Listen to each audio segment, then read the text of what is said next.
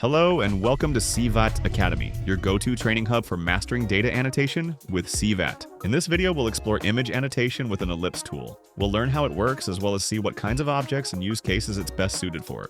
Let's go! The ellipse can be found here on the toolbar. We annotate an object using the ellipse. The annotation process is similar to that of a bounding box. You need to align the red lines extending from the cursor to the object's outermost points, place the first point, and then place the second point on the opposite side. If you need to adjust the size of the ellipse, you can drag these points. Like other tools, the ellipse has the following properties: lock, occluded, hide, and pin. Now let's see in which tasks ellipses are effective. Based on their shape, it becomes clear that they are mainly used for round objects. Thus, ellipses can be used in tasks such as eye recognition. In medicine, ellipses can be applied to tasks involving the labeling of cells, tumors, and anatomical structures, which often have an oval shape.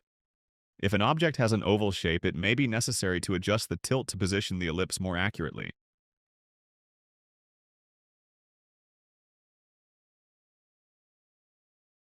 Ellipses can also be used to annotate vehicles, specifically certain parts of them, such as car wheels.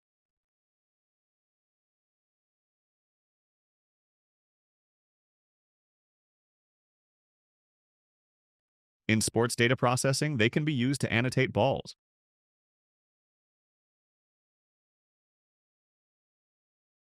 The ellipse tool does not always precisely match an object's contours, especially if the shape is far from a perfect circle or oval.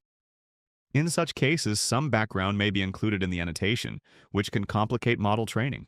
However, the ellipse remains a useful tool when it is important to quickly annotate round objects while minimizing excess background.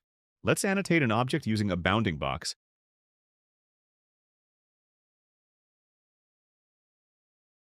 and then with an ellipse to compare the difference.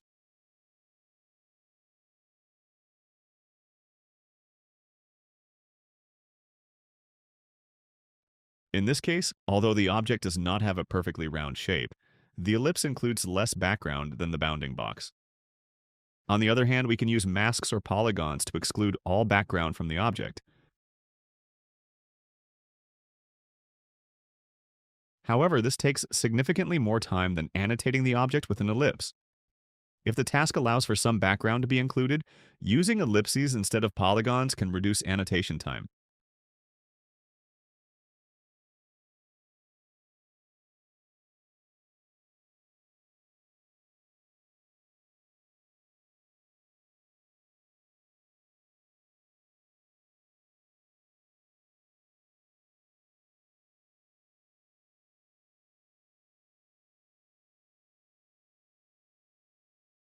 If we compare the results, annotating a similar object using the ellipse tool is significantly faster, even though the ellipse captured some background.